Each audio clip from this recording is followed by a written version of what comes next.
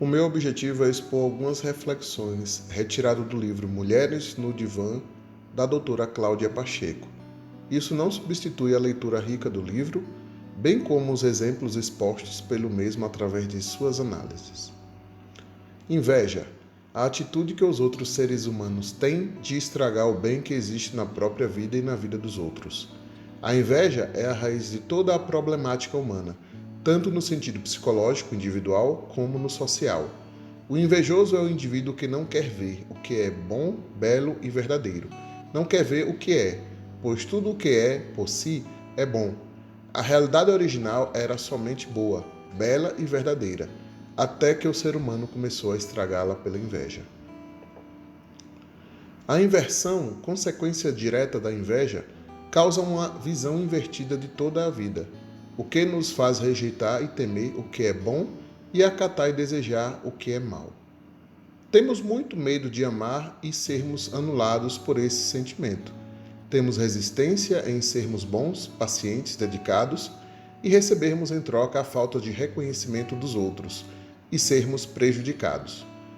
Todo invejoso é aquele que é contra, diz não para o que ele no fundo mais gosta, o que é bonito, o que é veraz. Alguns chamam isso de masoquismo, outros sadismo, o desejo de sofrer e fazermos os outros sofrerem. Estamos sempre querendo estragar nossos bons momentos e bons momentos dos outros. Essa é uma atitude tão grave, tão infernal, que mal podemos nos livrar desse drama. A isso chamamos de inveja. Não existe indivíduo que não seja invejoso. Existe aquele que tenha maior ou menor consciência de sua inveja, podendo, portanto, discernir mais ou menos as causas de suas más escolhas na vida. A maioria dos problemas humanos foi criada pelos indivíduos mais doentes na sociedade, com a nossa conivência e omissão. No Brasil, existe um ditado que diz: "Por que simplificar se podemos complicar?" Isso mostra bem que não aceitamos algo bom sem fazermos algo para estragar. O homem com poder é perito em criar sistemas sociais complexos e problemáticos, que acabam sempre por criar dificuldades incríveis para todos. E muitas mulheres poderosas do lar são peritas em criar problemas na vida familiar, na vida íntima, no relacionamento com filhos, amigos, namorados, maridos, amantes, etc. Parece que o povo aprendeu que a vida só é vida com problemas. Sabemos que as mulheres são tidas como os seres mais invejosos. Diria que elas estão muito inconscientizadas para essa atitude tão autodestrutiva. O ser humano pensa que o que ele não vê não existe, e a mulher é quem mais se apega a essa filosofia, acreditando que vivendo alienada, tudo irá bem em sua vida. O pior é que justamente isso é o que afunda a mulher, pois negando a consciência dos problemas, nega a única coisa que poderá salvá-la. Criticamos as injustiças e as desigualdades cometidas pelos homens contra nós, mas sobre nós mesmas pouco falamos. Colocamos-nos como vítimas que nada fazem para contribuir para a má situação em que encontramos. É por esse motivo que um livro com Complexo de Cinderela teve grande repercussão e aceitação. Foi o primeiro a tratar de problemas femininos, o desejo de viver um conto de fadas, o que leva à alienação e dependência em relação ao seu suposto príncipe encantado. No início, o demônio tentou Eva diretamente, pois soube que era mais susceptível às tentações. Assim como ele a tentou, continua incentivando a mente das mulheres até hoje para adorarem a si mesmas, narcisismo e a megalomania de um homem. Se uma mulher prestar atenção aos seus pensamentos, vai verificar que 99% deles gira em torno de si mesma, de como ser mais bonita, admirada e amada, com exceção das horas que passa trabalhando e é obrigada a se concentrar em algo útil. Está sempre fazendo fantasias nas quais ela é o centro. A mulher deveria ser como uma flor que perfuma e embeleza a sociedade com seu amor, dedicação, inteligência e sensibilidade, voltado para os outros, para o exterior, e não se conservar num casulo olhando só para si mesma, enfeitando-se, emburrecendo-se e tornando-se fria, inútil, egoísta e grosseira. Cada um de nós tem, em grande parte, a vida que escolhe como mais vantajosa, mesmo que não percebamos com clareza esse fenômeno. Se nós mulheres estamos numa situação tão difícil, tão alheias à realidade socioeconômica, tão excluídas do chamado mundo masculino de realizações, é porque sentimos no fundo que esta seja a melhor vida.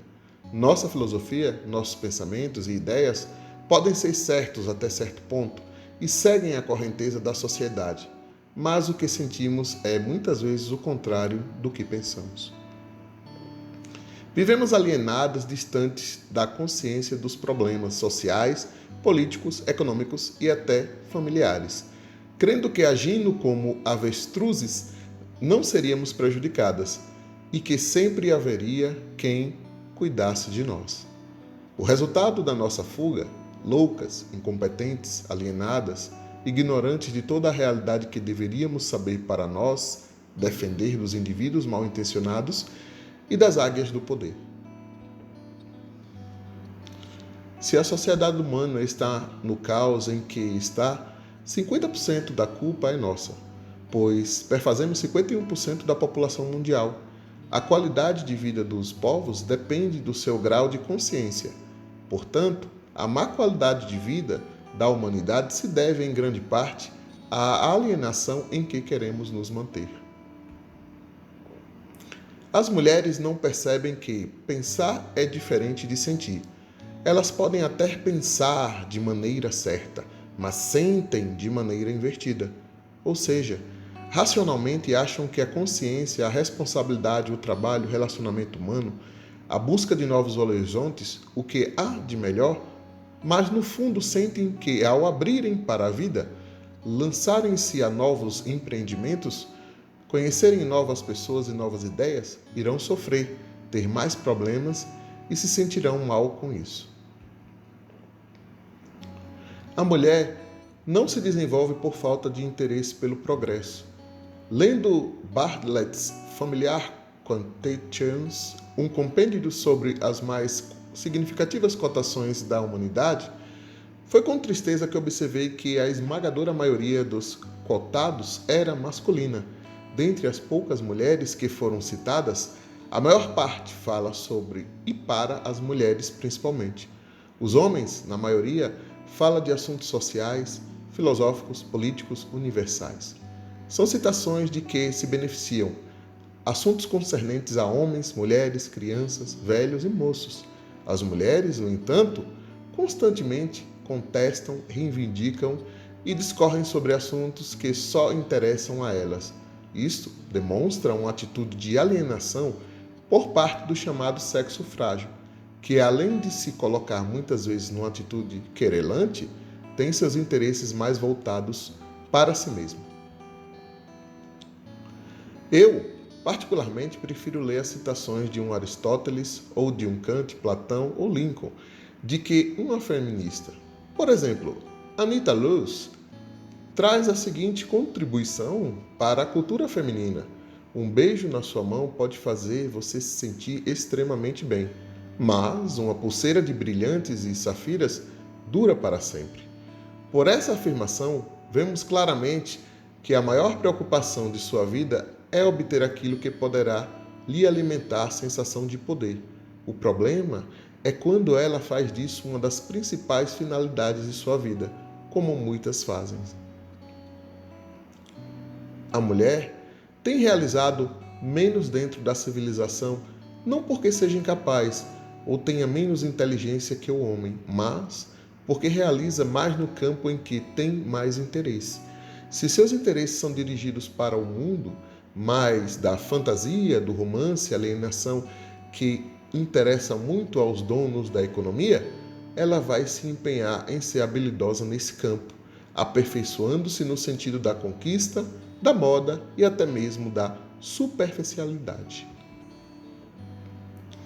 Nós, mulheres, não aprendemos a ter uma atitude mais voltada para a vida, de maneira independente. Não gostamos de grandes decisões. pois isto significa assumir erros e acertos. Como estamos habituadas a seguir a cabeça de terceiros, perdemos o contato com a nossa consciência interior, perdemos muito com isso e seguimos muitos exemplos errados sem questioná-los. O desejo de domínio impede nosso progresso. A vida psíquica da menina já é basicamente igual à da mulher adulta. Ninguém é incapaz, mas cada qual se desenvolve num sentido, uns para a realidade, para a cultura, para o amor e outros para a tapeação, desonestidade e fantasia, aprimorando muito a técnica de mentir. Muitas mulheres culpam somente a sociedade por não apoiá-las no sentido de se independerem a ter atividades de engajamento social e profissional, mas nunca assumem que elas próprias não têm interesse em uma atitude mais objetiva voltada para a realidade exterior, que seu único interesse sempre foi subjetivo, fantasias, megalomania e interesses pessoais. A filha mulher segue em grande parte a orientação da mãe, bem como a mesma filosofia de vida do ambiente e da sociedade em que vive, tendo a possibilidade de conscientizar esses problemas desde cedo. A mulher pode superá-los com muito mais facilidade. Amar a um homem como um Deus é ser por ele adorada sobre todas as coisas. Acredito que se o demônio falou com Eva, foi assim que ele se expressou. Você é o Deus da minha vida. Por você faço tudo. Seja maior e o melhor entre todos os homens e brilhe no universo. Mas em troca, adore a mim, acima de tudo o que você tiver na vida, e faça de mim sua deusa. Caso isso não aconteça, pense em segredo, farei da sua vida um inferno. Processo infernal. A mulher quer exigir o impossível de seu amado. Primeiro, que a adore acima de tudo, o que não dá resultado, pois ele próprio, em muitos casos, está mais interessado em adorar a si mesmo. E admitindo-se que ele seja de fato uma pessoa afetiva, então adorará primeiro a Deus e gostará dela, no máximo, como um ser humano. Outro fato é que a mulher espera do homem a perfeição absoluta e o apoio que só podem vir de Deus. Assim sendo, quando ele não corresponde, e isso acontecerá milhares de vezes, ela começa a cobrança que não é fácil de suportar. Sempre existia um componente de forte inveja na conduta das prostitutas e das pessoas muito erotizadas. Posteriormente, analisando melhor a conduta das mulheres que mantêm casos amorosos com homens comprometidos, ficou-me claro que elas assim o fazem não por interesse afetivo ou até sexual, mas por inveja da outra mulher, que é capaz de manter o interesse e afeto de um homem e da própria união afetiva entre os dois, a qual visa destruir, colocando-se entre eles. Frequentemente, essas mulheres fazem tudo o que podem para conseguir para si o homem que viam pertencendo a outra mulher, separando-o da esposa, noiva ou namorada e da família. Porém, assim que começa a vida juntos e a inveja é satisfeita, elas perdem todo o interesse pelo parceiro, passando a desprezá-lo abertamente. O ser humano, por melhor que seja, não dispõe de recursos que possam satisfazer o outro ser humano. Por mais que esforcemos, somos limitados e estamos muito, muito longe de ser o que Deus é. A única forma de sermos felizes, gozarmos de boa saúde física e mental, de conseguirmos sucesso profissional, afetivo e social, é amarmos a beleza, a bondade e verdade, Deus acima de tudo, e ao próximo como a nós mesmos. O narcisismo e a megalomania são características comuns às mulheres de todas as culturas. Certamente elas se revestem de disfarces diferentes de povo para povo. Não é à toa que a indústria consumista gira praticamente em torno do narcisismo e da megalomania da mulher.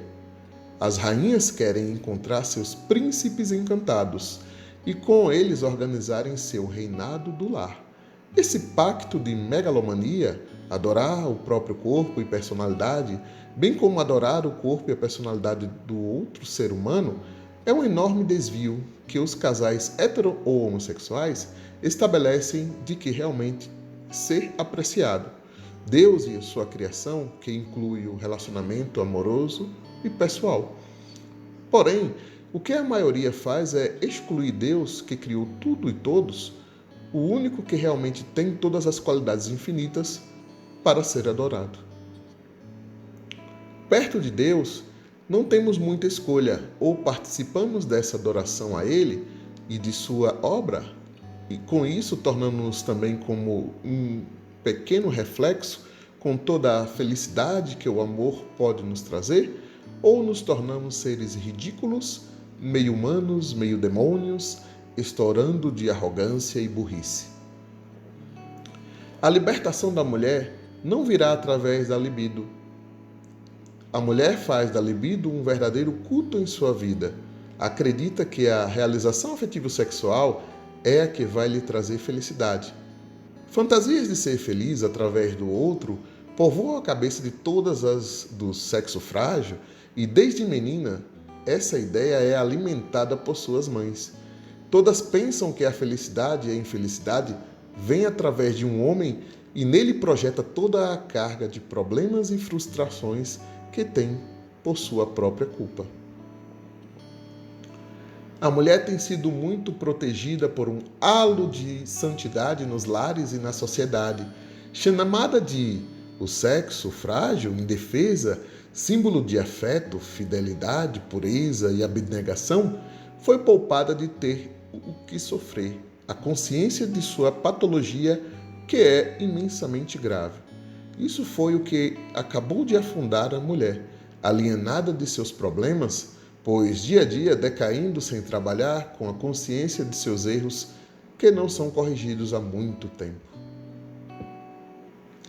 O sexo frágil vem lançando ferozmente sobre o sexo forte toda a culpa de seus problemas e infelicidade, e a sociedade em massa endossa essa paranoia da mulher, fazendo-a ver-se como vítima e mártir. Mas, na realidade, estão longe disso. A estrutura socioeconômica tem seus motivos. Enquanto as mulheres não perceberem a situação catastrófica em que se colocaram, de megalomania e alienação totais, vivendo numa fantasia trágica da qual são as únicas prisioneiras, vão continuar numa posição de submissão na sociedade devido à sua incapacidade e desequilíbrio. Hoje se ouve muito falar de mulheres que querem se assumir, mas o que entendem por isso? A ideia é de que assumir-se na vida é fazer o que se quer, deixar toda a fantasia, todos os desejos, toda a patologia em liberdade para a total expressão. E não raro se confunde liberdade com libertação sexual. Muitas que tiveram um passado de muita censura e repressão sexual imaginaram que, se conseguissem colocar em prática todas as suas fantasias sexuais, aí sim estariam se assumindo e teria felicidade. Agora que a maioria das mulheres já goza de liberdade, que quis abertamente ou de forma velada, nem por isso tornou-se mais feliz ou mais capaz. O sexo é absolutamente dispensável, caso o indivíduo assim o resolva, e pode ser agradável caso encontre um parceiro por quem sinta muito afeto, mas nunca ocuparia uma posição primordial na vida do ser humano, que está mais preocupado com questões de realizações e afeto. As verdadeiras causas da felicidade ou da infelicidade residem em outros fatores, os psicossociais e não os sexuais. Os problemas sexuais são criados como consequência da fuga, que queremos fazer daquilo que é fundamental, a psicopatologia. Os indivíduos que estão satisfeitos em sua vida afetiva, que estão realizando o bem para a sociedade, que estão engajados numa estrutura social mais justa, humana e honesta, acalmaram-se com muito a respeito dessas questões e passam a vivenciar o sexo com naturalidade, sem supervalorizá-lo. O narcisismo leva à frigidez sexual. A mulher que ama muito o próprio corpo, que nutre fantasias de que com ele poderá proporcionar intensos prazeres ao parceiro, que faz muitos sonhos eróticos, acaba por tornar-se fria sexualmente. Isso porque tem toda a sua atenção concentrada em si mesma e sequer percebe o outro. Quanto mais achar que existe no parceiro algo a ser apreciado, curtido e amado.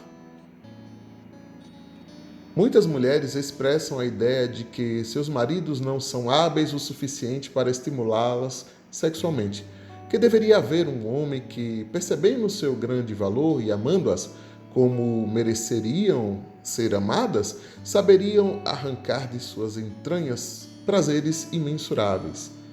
Essas mesmas pessoas procuram, homem a homem, encontrar o seu Romeu, sempre decepcionadas ao final de cada relacionamento. Algumas acabaram tentando até realizar essa fantasia através de relacionamentos homossexuais. Aí enveredam por um caminho muitas vezes sem volta, de sofrimentos infernais.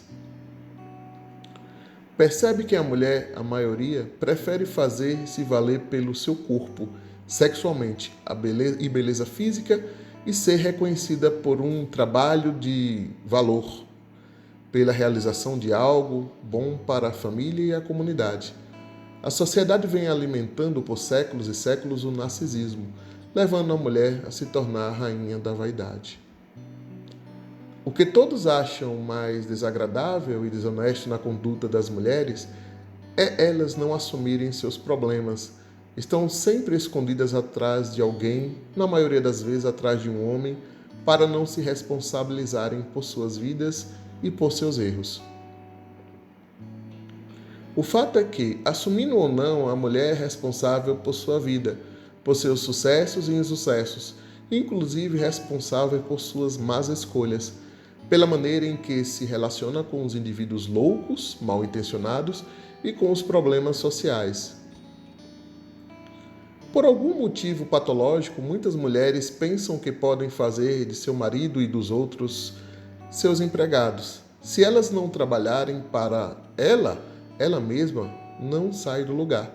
A mulher não quer perceber que ela própria não se apoia, ou seja, não apoia o trabalho e a responsabilidade, o que trará tudo aquilo que ela deseja: dinheiro, conforto, paz de espírito, amigos e liberdade. Quando uma pessoa se envolve num romance, ela automaticamente se desliga de todas as outras áreas da sua vida, passando a apresentar uma decadência muito grande no campo das amizades, cultura, profissão, espiritualidade, etc. A pessoa apaixonada joga toda a vida fora, praticamente para tentar curtir e viver somente aquele pedacinho de sua existência, o seu próprio romance, multiplicando a sua importância e vendo com lentes de aumento como tudo de sua existência. Quando uma mulher abandona ou coloca em segundo plano todas as áreas de interesse de sua vida para colocar sua expectativa em um romance, está cometendo o maior suicídio. A maior loucura que alguém poderia fazer. Não é à toa que os resultados sejam sempre tão desastrosos. É um verdadeiro crime o que as mulheres vêm fazendo com suas vidas. É uma alienação com consequências desastrosas para todos. Dificilmente o homem adota essa atitude, somente os mais doentes abandonam a carreira para viver um romance. Pois bem, é justamente isso que conservam os homens em maior equilíbrio. Um casal só pode se relacionar bem se os dois se unirem para um objetivo comum, que é superior aos dois, um ideal, um trabalho humanitário, que eleve sua vida além do objetivo da união dos dois em si mesmos. No amor verdadeiro, você quer o bem da outra pessoa. No amor romântico, você quer a outra pessoa. Margaret Anderson. A mulher inverte, vê o homem afetivo como frio e o frio como muito amoroso. Galanteadores, presenteadores fazem aquilo que a mulher mais gosta. Tratam-nas como deusas, mas isso dura muito pouco tempo e só sua libido flutuante se voltar para uma deusa mais interessante e não hesitam em dar um basta naquela que agora só lhe causa problemas e desconforto. O homem afetivo, mais saudável psicologicamente, está tranquilo em relação à mulher que ama, não tendo necessidade e dependências neuróticas em relação a ela. A mulher que deseja um tratamento fantasioso, que quer saciar seu narcisismo, sentir-se-á muito frustrada em relação ao homem mais equilibrado que tem outros interesses na vida, como, por exemplo, desenvolver um trabalho de significado para a humanidade. Muitas mulheres não aguentam esse tipo de tratamento, mais normal e equilibrado, pois nessa situação têm que sentir seus próprios problemas, insatisfações, que na realidade têm outras origens. Acabam por romper o relacionamento, buscando recomeçar outro com um homem neurótico. Muitas mulheres pensam que são como crianças, se acham que podem fazer tudo o que quiserem e a sociedade tem a obrigação de aceitá-las e suportá-las. Isso ocorre muito por causa dos indivíduos que vêm alimentando esse absurdo, temendo ocasionar maiores problemas de deixarem de ampará-las. Mas é o contrário. Justamente, se todos agissem da mesma forma, pressionando a mulher a ser mais madura e assumir seus erros, como o homem tem que fazer, teríamos uma grande melhoria na sociedade em geral. O ser humano, seja ele homem ou mulher, tem uma acentuada paranoia em relação ao afeto e luta contra quem mais gosta. A mulher projeta no homem que ama o ser que poderá trazer-lhe muito sofrimento, pois o amor que sente é mais forte que o seu controle. Então, defendendo-se ao máximo daquele que sente como o perigo iminente, o que é absolutamente mais forte do que ela mesma, porém não percebe que não se refere ao seu parceiro, ele mesmo, mas ao sentimento que tem por ele. O homem, pela inversão, vê no afeto algo inferior, desprezível, confunde a mulher com o amor, despreza a mulher e não quer se ver fraco diante do que julga inferior, o amor e a mulher. Quando amamos alguém, sentimos que esse sentimento é como que espontâneo, nascido sem nossa resolução, sem nossa vontade, portanto vindo de nossa natureza psíquica. Jamais poderia ser inferior ou temerário. Mas nós só aceitamos aquilo que nós fazemos e temos controle. Portanto, rejeitamos o amor. A maior patologia das mulheres é querer fazer de um casamento ou de um homem a sua profissão. Daí, pretendem retirar seu sustento financeiro e psicológico. Na maioria das vezes, as mães são as responsáveis pela formação dos bandidos, dos indivíduos inúteis, dos doentes mentais e dos homossexuais, pois, sabotando a imagem dos pais, impedem que eles vejam em seus exemplos de trabalho algo favorável. Os casamentos não dão certo, pois são um pacto do narcisismo com a megalomania. O casamento é um pacto de morte que acontece porque o homem e a mulher se unem para ela adorar o poder, megalomania, de seu homem, e o homem admirar o corpo, narcisismo, de sua mulher, no fundo venerando a si mesmo, um através do outro. É por isso que os casamentos, na maioria esmagadora, não dão certo. A maioria das mulheres exige do seu marido e dos seus filhos adoração absoluta. Muitos homens gostam que suas mulheres sejam bonitas, dependentes e ignorantes. Assim sentem-se importantes e indispensáveis, e essa ideia lhes agrada. Pensam ingenuamente que elas permanecerão sob seu controle. A realidade é que o homem é obrigado a conviver com uma mulher inútil, primitiva e materialista, incapaz sequer de compartilhar de conversas de seu interesse, pois elas só entendem de coisas concernentes ao seu pequeno reino doméstico. Quando um casal vive um ideal comum, trabalhando pela beleza, verdade e bondade, então seu relacionamento pode se tornar muito harmonioso e feliz. E isso, em grande parte, já tem sido conseguido por casais que se conscientizaram de sua teomania e desistiram de suas fantasias de poder. Para viver o que é real, seus desejos passam a ser comuns, as brigas acabam, pois elas, fruto de desejos contraditórios, conflitantes, fundamentados no narcisismo, na mulher e na megalomania, ou desejo de poder no homem. Os cônjuges geralmente brigam pelos mesmos motivos. Ela quer mais atenção, mais dinheiro, mais sexo, mais distração. Briga pela infidelidade do marido, real ou imaginária, e este, irritado por tal situação dentro de casa, se desespera e parte para fugas passageiras com mulheres ou no trabalho. Alguns homens também brigam para manter seu domínio dentro do lar, querendo obrigar a mulher e os filhos a serem eternamente dependentes dele. Na maioria dos casos, os maridos chegam exaustos do trabalho, mal-humorados pelo desgaste de esforço despendido pela luta pelo poder, e ainda encontram uma carga enorme de lamúrias da mulher queixosa e dos filhos eternamente reivindicando coisas. O sexo feminino se reúne longe dos homens para falar mal deles ou para conversar sobre suas fantasias e futilidades. Eles, por sua vez, se reúnem longe delas para decidir assuntos de primeira importância para a vida de ambos, além de falar das mulheres. Elas não podem tomar conhecimento dos problemas sérios, pois, além de não terem uma solução a dar, ficam apavoradas, tornando o ambiente mais difícil ainda para qualquer solução seja adotada. A mulher imita a mãe na conduta afetiva. Se a mãe tem uma boa aceitação do afeto, aceita bem o marido e os homens, a filha terá muito mais chances de aceitar também sua vida afetiva. Caso contrário, se a mãe rejeita os homens da casa, a mulher terá grande dificuldade em aceitar seu marido, namorado, companheiro, filho ou qualquer homem, pois a filha imita a mãe na sua conduta em relação ao afeto.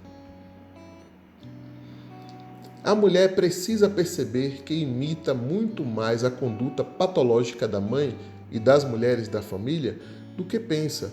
Muitos problemas conjugais e de relacionamento afetivo sérios poderiam ser evitados se ela se apercebesse disso a tempo. É muito comum a mulher tratar o marido como a mãe tratava o pai, e faz isso sem perceber, pois ela mesma critica a maneira desagradável de ser de sua mãe na família. Somente através da conscientização é que a mulher pode acordar para os erros graves que comete, destruindo sua própria vida sem que se aperceba de fato. O homem fala o que sabe, a mulher fala o que agrada. Jean-Jacques Rousseau. Querendo dizer que a mulher quer agradar a quem ouve e não está preocupada em fazer valer a verdade. A mulher que pactua com um homem agressivo e repressor, na verdade tem dentro de si a mesma intenção agressiva e destrutiva contra a sua própria vida. Só que não o percebe e projeta nele toda a sua patologia. Caso ela não conscientize isso, todas as decisões que tomar conservarão o mesmo padrão de destrutividade e não adiantará um afastamento ou uma ruptura social, pois a raiz do mal permanecerá intacta dentro dela. A mulher repete através de várias gerações a conduta patológica das mulheres da família, ou seja, a neta repete o comportamento neurótico da mãe, da avó, que por sua vez repetiu o de sua mãe e avó. O poder feminino é exercido através da chantagem afetiva, mexendo no que é mais íntimo no ser humano, seus sentimentos e sua alma. Atrás de um homem doente sempre existe uma mãe neurótica. A essência do homem é sua capacidade de realização dentro da criação. O homem é fundamentalmente o que ele faz e não o que ele pensa. Portanto, se bloqueia sua atividade por vê-la como patologizante, está sufocando seu próprio ser, entrando em terríveis angústias e fobias. Não raro a mulher divorciada mantém mesmo sem o perceber, um conceito muito negativo a respeito daquele que foi o pai do seu filho. Consciente ou inconscientemente, transmite a seus filhos, vindo a ocasionar problemas tão graves como o homossexualismo, pois o menino terá horror de ser igual àquele que tanto fez sofrer a mãe, figura afetiva de maior importância em sua vida. A mulher cria à sua semelhança filhos inúteis e alienados. As mães educam os filhos tomando como base seus próprios valores, sua filosofia de vida, experiência pessoal, e não percebem que elas próprias são muito alienadas e que suas ideias de que seja melhor para as crianças poderá ser o pior, como foi para elas mesmas. Como a mulher, na maioria das vezes, foi criada alienada, fora da vida, somente estudando e esperando o marido, sem nunca ter experimentado o valor do trabalho sério dos que sustentam a si mesmo, pensa que esta seria também a melhor vida para seus filhos. A mulher abre a boca para conversar com o marido e com os filhos ou com as amigas e 90% do que diz consiste em comentários maldosos a respeito dos outros. Quando a mulher fala, é necessário sempre perguntar: será que o que ela está dizendo é a expressão da realidade? Ou será que ela diz o que gostaria que nós acreditássemos? A maior arma da destruição de que a mulher dispõe é a sua língua, que manifesta toda a malícia, veneno e inveja que vai em seu coração. Às vezes sutil, com voz aveludada, em tom de quem só fala para poder ajudar, a mulher aproveita para destilar toda a sua fúria, intrigando sobre os outros. Consegue colocar todos contra a pessoa de quem tem inveja, e quem muitas vezes essa pessoa não é o seu próprio marido ou melhor amiga.